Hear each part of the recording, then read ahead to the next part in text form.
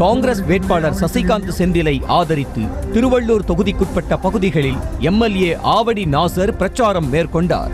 அப்போது கோடிக்கணக்கான இளைஞர்களுக்கு எடுத்துக்காட்டாய் விளங்கும் ராகுல் காந்தியின் கரங்களை வலுப்படுத்த கை சின்னத்திற்கு வாக்களியுங்கள் என்று வாக்கு சேகரித்தார்.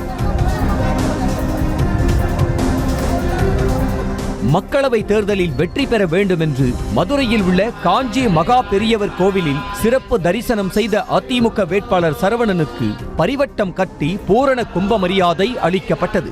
தொடர்ந்து பேசிய அவர், செல்லும் இடமெல்லாம் மக்கள் உற்சாகமாக வரவேற்பு அளிப்பதால் மக்கள் தீர்ப்பே மகேசன் தீர்ப்பு என்பது போல தேர்தலில் மாபெரும் வெற்றி பெறுவோம் என்று தெரிவித்தார்.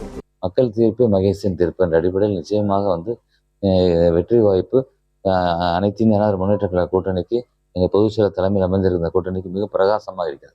கலசப்பாக்கம் சட்டமன்ற தொகுதிக்குட்பட்ட பகுதிகளில் பிரச்சாரம் செய்த திருவண்ணாமலை பாஜக வேட்பாளர் அஸ்வத்தாமன் தாமரை சின்னத்திற்கு வாக்களித்தால் வீடு இல்லாத அனைத்து ஏழைகளுக்கும் வீடு கட்டி தரப்படும், 10,000 பேருக்கு வேலை வாய்ப்பு வழங்கப்படும் என்று வாக்குறுதி அளித்தார்.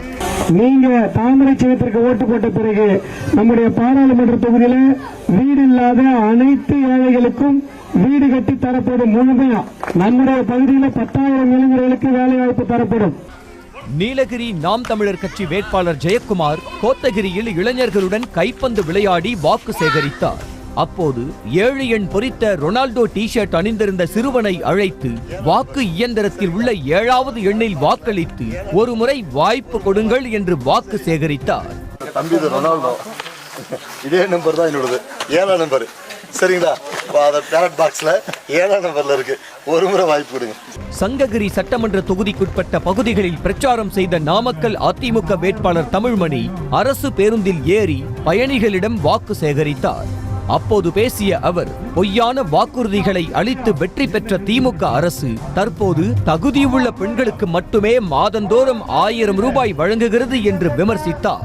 அனைத்து பெண்களுக்கும் நான் 1000 ரூபாய் வழங்குவேன் என்று தேர்தல் வாக்குறுதியை கூறி பாதி பேருக்கு தான் கொடுத்தாங்க, மீதி பேருக்கு கொடுக்காம அது உங்களுக்கு எல்லாம் எலிஜிபிலிட்டி இல்லைன்னு. உங்களுக்கு இருக்கிற எலிஜிபிலிட்டி இவங்களுக்கு இல்லையா, இவங்களுக்கு இருக்கிற எலிஜிபிலிட்டி அவங்களுக்கு இல்லையா? என்ன எலிஜிபிலிட்டி? ஏன் அனைவருக்கும் கொடுக்கிறேன்னு போய் பேசுற? உத்திரமேரூர் மேனலூர் கிராமத்தின் அருகே வாக்கு சேகரிப்பில் ஈடுபட்ட காஞ்சிபுரம் அதிமுக வேட்பாளர் ராஜசேகருக்கு ஆரத்தி எடுத்தும் பட்டாசு வெடித்தும் மக்கள் உற்சாக வரவேற்பு அளித்தனர். தொடர்ந்து பிரச்சாரத்தில் கலந்து கொண்டவர்களுக்கு அதிமுகவினர் தேர்தல் விதிமுறைகளை மீறி தலா 100 ரூபாய் பணப்பட்டுவாடா செய்தனர்.